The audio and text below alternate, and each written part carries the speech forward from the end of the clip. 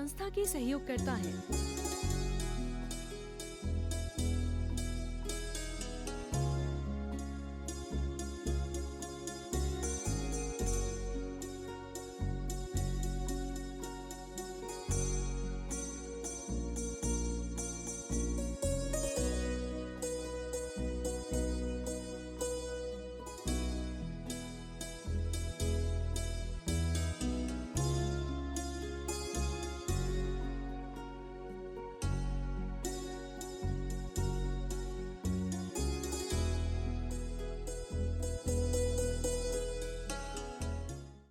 ऐसे संतों की पदरस से यह धरती अब तक पावन है। हर नगर तीर्थ संवेश शिखर, हर डगर यहाँ सोनागिर है। ये सत्य शिवम के मूर्त रूप है, सबके लिए सुविधा हैं। एक है पुराण, ये है कुरान, ये चलती फिरती गीता हैं। ये चलती फिरती गीता हैं। ऐसे परम पूज्य प्रातः स्मरणीय गुरुदेव आचार्य सुमत सागर जी महाराज जी की, परम पूज्य प्रातः स्मरणीय गुरुदेव आचार्य सुमत सागर जी महाराज जी की, परम पूज्य प्रातः स्मरणीय गुरुदेव आचार्य ज्ञान सागर जी महाराज। कौन मुफ्त में दुआ देते हैं? आज अमीर बच्चों को ये पता नहीं होता है कि हमारे बच्चों, माँ बाप ने हमारे लिए कितनी मेहनत की है। बच्चे ऐसे ही बड़े नहीं होते हैं, बच्चों के साथ बहुत मेहनत होती है, तो ध्यान रखना। लेकिन आज की हवा, आज का कहना चाहिए सोच बिल्कुल ऐसा बदल गया जैसे माँ बाप मेहमान हो गए। 2-4 दिन को उन्हें अच्छे लगते हैं, फादर डे मनाते हैं, मदर डे मनाते हैं। मैंने कि और 364 दिन क्या माथा फोड़ोगे? एक दिन क्यों? अरे ये तो विदेश के लोग हैं, मूर्ख लोग जो कि माँ बाप से मिलते नहीं, उनके बच्चे हॉस्टलों में रहते हैं, उनके बच्चे कहीं नौकरों के भरोसे पलते हैं, तो वो एक दिन जाकर मिल लेते हैं कि आज फादर डे, आज बाप आया मिलने के लिए। हमारा बाप तो रोज़ मिलता है, हमारे भारत का बाप तो। फिर क्यों फादर डे मनाते हो? फिर क्यों मदर डे मनाते हो? सोच कर देखो, हमारे यहाँ माता पिता की भक्ति ही अनिवार्य है। और जो अपने बाप की भक्ति नहीं कर पाया, जो अपने पिता को संतुष्ट नहीं कर पाया, वो परम पिता को भी संतुष्ट नहीं कर पाएगा। आज हमारा बोल चाल रहन सहन सब कुछ बदल गया, और फिर भी हम कर्मों को दोष देते। कर्म हम करते हैं और दोष कर्मों को देते हैं।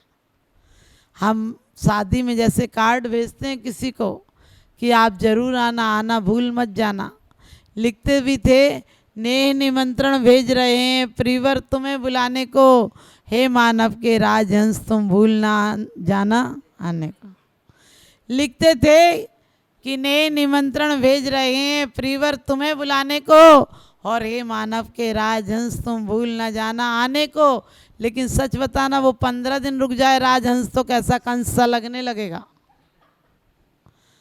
वो 15 दिन छोड़ 5 दिन रुक जाए तो तुम मुंह से भले कहोगे वाह खुशी हो रही है आपको रोक के, तो मन खुश हो गया, मन में कमल के फूल खिल रहे, अंदर में देखो ज्वालामुखी जल रहा होगा कि ये कब जाए।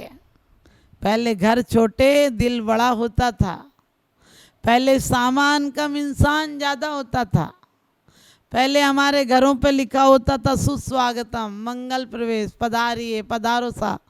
आजकल लिखा रहता है कुत्तों से सावधान, जैसे लगता कुत्ते ही रहते हो, आदमी तो रहता ही नहीं।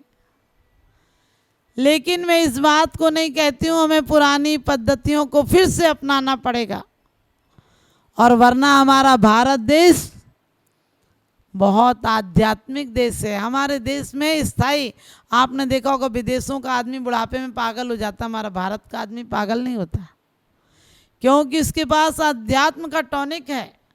वो मंदिर आता है, वो सामायिक करता है, वो स्वाध्याय करता है, वो पूजा करता है, वो कीर्तन करता है। आज अमेरिका जैसे देश में जाकर देखिए, कम से कम 70% लोग मानसिक रोगी हैं, दिमाग का इलाज करा रहे हैं। हमारे व्यक्ति, हमारा भारत का व्यक्ति दिमाग के साथ साथ दिल भी काम में लेता है, उसका दिल मजबूत होता है और दिमाग बिल्कुल शिथिल होता है। पश्चिम के लोगों का दिमाग सख्त होता है, यानी दिमाग बहुत कसा हुआ होता है, वो सारा काम बुद्धि से करते हैं। किससे रिलेशन बनाना, किससे नहीं बनाना, किसको गिफ्ट देना, किसको बुलाना, किसको क्या देना, ये पूरा दिमाग ही चलता रहता है। और हम तो दिल से प्यार करते हैं, हम देते हैं किसी को तो सोचते नहीं उसने क्या दिया, हम तो दे देते हैं और सामने वाला भी कहता तुमने लिया ये क्या कम था, हम देते और तुम नहीं लेते तो हम क्या करते, तुमने ले लिया ये बहुत खुशी की बात है। आपने देखा होगा शादी के पहले बहुत प्यार रहता है क्योंकि देने का भाव होता है, लेने का नहीं होता है। और जैसे ही शादी हो जाती है दोनों में कलह शुरू हो जाती है, दोनों भिखमंगे हो जाते हैं, बोले ये दो वो दो, तुम प्यार दो मैं तुम्हें सामान दूंगा। और कभी कभी तो पत्नी गुस्से में कहती है मेरे तो कर्म फूट गए। मैंने कि तुम्हारे कर्म फूट जाते तो तुम सिद्ध नहीं बन जाती। लोग कहते हैं हमारे साथ करते ही क्या हो, हमने कि करके जिंदगी भर औरत काम करती है, एक दिन नहीं करे तो पति बोलता तुम करते क्या हो। जीवन भर पति सामान लाता है, एक दिन नहीं लाए बोले लाते ही नहीं, कुछ ला के देते हो आज तक। ध्यान रखना ये भिखमंगे पने की आदत छोड़ दो। हम उस बुद्धिमती, हम उन दर्शन कथा की बात आपको याद होगी, हम उन मनोवती के भारत में रहने वाले हैं जिस पति के साथ चलने को तैयार हो गई थी और पति ने कहा था तुम जेवर पहनी हो, लोग कहेंगे कि जेवर के लिए पत्नी को ले गया बेच बेच के खाएगा। उसने कहा सुहाग के अवशेष रखकर सब छोड़ जाते हो। चुटकी और मंगलसूत्र बेंदी नहीं उतारी थी, आजकल की औरतों ने शौक शौक में ये भी उतार के रख दी। सीता जी ने सब कुछ फेंका था अपना जब रावण लेकर गया, लेकिन उन्होंने बिछिए नहीं फेंके थे क्योंकि वो सुहाग के प्रतीक थे, आपको पता होगा। लेकिन आज हम सब कुछ भूल गए। आज उबड़ खाबड़ कपड़े, पहले एक जरा सी कपड़े में लांच आ जाए तो लोग कहते थे अरे ये टेढ़ा हो गया। आजकल तो टेढ़ा तो छोड़, 50 जगह से वो टेढ़ा होता, पता नहीं फटा है टूटा है कैसा है, वो पता ही नहीं चलता, इतनी दरिद्रता आ गई। अरे लोग फटे कपड़े पहनते तो तुम कहते तो बहुत गरीब है कपड़े दे दो, अब देखो जगह जगह से फाड़ फाड़ के पहन रहे हैं। फैशन के साथ हमें इतना ज़्यादा नहीं बढ़ना चाहिए। अरे फैशन पश्चिम के लोगों की देन है, हम पूरब के लोग तो अध्यात्म देते हैं। हम फैशन नहीं, हम तो सन की तरह उजाला कर देते हैं, सूरज की तरह उजाला कर देते हैं। तो जिस प्रकार से शादी में कोई आता है ज़्यादा दिन रुक जाए तो बुरा लगता है। हमारे शादी में कितना आव भगत थी, एक एक व्यक्ति को 5-5 10-10 लोग परोसने के लिए आते थे। आपने देखा पंगत में एक और ले लो एक और ले लो, और लेने वाला भी बड़ी मस्ती से खाता था, इसको दे दो उसको दे दो, पता है इसको दिलाएंगे ये मुझे दिला देगा। और तो और इतना आनंद आता था खाते टाइम। वो पत्तल ऐसे थोड़े होते थे, दोने होते थे जो लुढ़क जाते थे, उन्हें पकड़ पकड़ के खाते थे लोग। लेकिन आजकल भिखमंगों की तरह तंदूर पे खड़े रहते, एक दे मुझे नहीं दिया उसको दिया, और इतनी लाइन होती है कि लगता है जैसे पूरे शहर में भीख मांग के खाएगा ये। इतने स्टॉल लगे होते हैं। तो मैं कहती हूँ हम आव नहीं आदर नहीं नैना नहीं स्नेह, और तुलसी वहाँ न जाइए कंचन वर्षे में, वहाँ नहीं जाना चाहिए। और हम जैन समाज के लोगों को खासकर, हमारा वो आदर्श समाज है, बैठा कर खिलाएं, मनुहार करके खिलाएं, और कम से कम अनर्थ दंड के त्यागी हैं तो एक दाना भी थालियों में झूठा छोड़कर नहीं जाए। क्योंकि आपका जूठा छोड़ने से अनावश्यक तो खर्च होता ही है, साथ में ये देखिए आप जो जूठन छोड़ेंगे उस पर चींटियाँ आ जाएंगी, मक्खी मच्छर आ जाएंगी, कितने जीव का घात होगा। कभी सोचा? हमें बिल्कुल ये शान शौकत में नहीं। कोई घर पे आता बोले नाश्ता लो नाश्ता, हमने कि नाश हो जाए इसकी आज तक, अब क्या आएगा तो भारत हमारे घर। और जब कोई आता है बोले बिस्कुट लाओ चाय बिस्कुट लाओ, हमने कही जिसमें कूट कूट कर भराओ वो तुमसे क्या रिश्ता निभाएगा। ध्यान रखना, राम राज में हलवा पूड़ी, कृष्ण राज में घी, कलयुग है भैया काला पानी फूक फूक के पी। और तो और आज रिश्ते भी बेकार हो गए। पहले एक ही हॉलों में सब महिलाएं रुकती थी, 2-2 बजे रात तक भजन और गीत होते थे। आजकल तो ऐसे आते हैं जैसे कि बस लड़ झगड़ के आए हो, अपने अपने कमरों में आकर चले जाते हैं। और पार्टियों में भी नाचने वाला नाचता, बाकी सब मनूस की तरह देखते रहते हैं। अरे हमारे यहाँ देखने की पद्धति नहीं थी महोत्सव में, हम स्वयं आनंद मनाते थे, स्वयं नृत्य करते थे, कला थी हमारे अंदर, तो हमारी कभी डिस्क प्रॉब्लम नहीं होती थी। जब से डिस्को चल गया तब से सबकी डिस्क खराब हो गई। तो अपनी भक्ति में तो हमारे यहाँ वो कहा है जयमाल में, कई नार सुबीन बजात जत हैं, कई नारी सुबीन बजावत हैं, तुम रोज उज्जल गावत हैं। क्या कहा है कि इंद्र ऐसा नृत्य करता है, तांडव नृत्य करता है। आप सोचो आजकल हम पूजा में ऐसे खड़े रहते हैं कि बस ज़बरदस्ती निपटाना ही है इस काम को। तो आप ध्यान रखना, हम पूजा और अतिथि दो सेवा किसी गैरों से नहीं कराएं। पहले शादी में 10 दिन बारात रुकती थी, फिर 5 दिन रुकने लगी, फिर 3 दिन तक का ख्याल तो मुझे भी है, मैं छोटी थी तो 3 दिन का मुझे ख्याल है। तीसरे दिन भी शाम को विदाई होती थी, लेकिन अब तो 2 घंटे की बारात हो गई। आइए और अपनी गाड़ी में साथ के साथ वापस चले जाइए, मर्जी हो खाइए, नहीं तो भूखे चले जाइए। तो एक बार एक बारात आई, मेहमान आए, सब लोग, बारात चली गई, मेहमान भी चले गए, एक मेहमान रुक गया। पत्नी ने कहा देखो जी जाता ही नहीं। पति ने कहा वो हमारा मेहमान है। मेहमान का मतलब बिहार में मेहमान कहते जमाई को। वो कहने लगा मेहमान है। बोला होगा मेहमान, इसको भेजो। वो कहने लगा दामाद है। दामाद उससे कहते हैं जो दम से आखिरी दम तक आमद को तैयार रहे, उसे दामाद कहते हैं।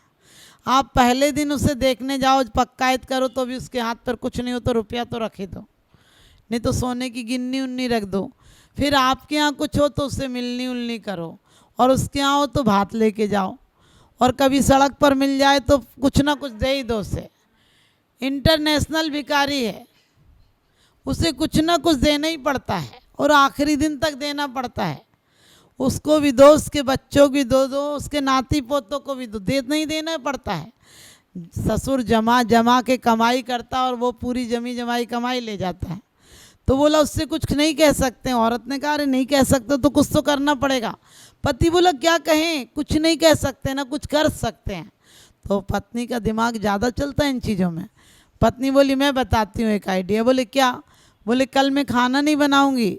तो पति बोला क्या होगा? बोले बस मैं नहीं बनाऊँगी, तुम मुझे डांटना। बोले फिर क्या होगा? बोले फिर तुम मुझसे कहना खाना बनाओ, फिर मैं कहूँगी नहीं बनाऊँगी, फिर तुम कहना बनाना पड़ेगा, फिर मैं कहूँगी नहीं बनाऊँगी, फिर तुम कहना पीट दूँगा, लेकिन मुझे पीट मत देना, डंडा लेना और पलंग में मारना, मुझे पीट दिया तो ठीक नहीं होगा। पति बोला ठीक है, क्योंकि काली सिर वाली से दुनिया डरती है। आदमी वकील है, बड़े बड़े केस लड़ लेता है, पत्नी से नहीं लड़ पाता है। पत्नी के सामने तो झूठ ही बोलता है। ऑफिस में होगा कहेगा निकल गया सड़क पे। हमने कहा उसका नाम सुनते ही तू सड़क पे क्यों आ जाता है?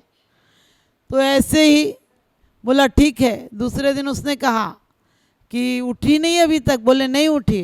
बोले उठो। बोले नहीं उठूंगी। बोले क्यों नहीं उठेगी? बोले सिर दुखता। सिर और पेट दर्द पता तो चलता नहीं दुख रहा कि नहीं। तो पति बोला दुखने दे, खाना बना मेहमान के लिए। बोला नहीं बनाऊंगी। बोले बनाना पड़ेगा। बोले नहीं बनाऊंगी। उसने कहा कि उठती है कि नहीं? बोले नहीं उठती है। बोले बताऊं क्या? बोले बताओ। तो पति ने बोला पीट दूंगा। उसने कहा हिम्मत हो तो पीट के दिखाओ। और उसने कहा अरे मेरे लिए नहीं तो कम से कम मेहमान को तो बना। उसने कहने लगी मेहमान इतने दिन से पड़ा हुआ अपने घर नहीं जा सकता। और पति ने प्लान के अनुसार उसे डंडा से पीटने लगा। और पत्नी रोने लगी, कहने लगी मेहमान यहाँ के अड़े पड़े हैं, मेरे घर में लड़ाई करा रहे हैं, ये अपने घर नहीं जा सकते, मुझे गुस्सा आ गया तो इन्हें पीट के रख दूंगी, मुझे पिटवा रहे हैं। और बगल के कमरे में मेहमान था। मेहमान ने सोचा ये औरत को पता तो है कि मैं बगल में और इतना चिल्ला रही है, क्या पता पीट दे तो ज़िंदगी भर को इज्जत और ख़राब हो जाए। उसने सूटकेस उठाया और सीढ़ी उतरने लगा। पत्नी बड़ी जल्दी में रहती हैं तो बोली कि देखो जी मैं रोई तो नहीं। पति बोला देख मैंने तुझे सच में मारा तो नहीं। मेहमान बोला देखो मैं सच में गया तो नहीं। आप समझ गए? आप भगवान से प्रार्थना करते रहो कि दुष्टन देव निकार साधुन को रख लीजिए। परमात्मा जानता है कि तू कितने नंबर का चोर है, बदमाश है, झूठ बोलता है, बेईमानी करता है। घर के लिए इतना श्रम और संपत्ति देता है, इतना समय देता है, और परमात्मा के लिए घंटे 2 घंटे के लिए भी आनंद से नहीं आता है, प्रमोद से नहीं आता है, उल्लास से नहीं आता है, विलास से नहीं आता है, जीवन को महोत्सव नहीं बनाता है, मातम सा मना रहा है। अरे हमारे रोज के दिन त्यौहार होना चाहिए, हमारे रोज के दिन शुभ दिन होना चाहिए, शुभ मुहूर्त होना चाहिए।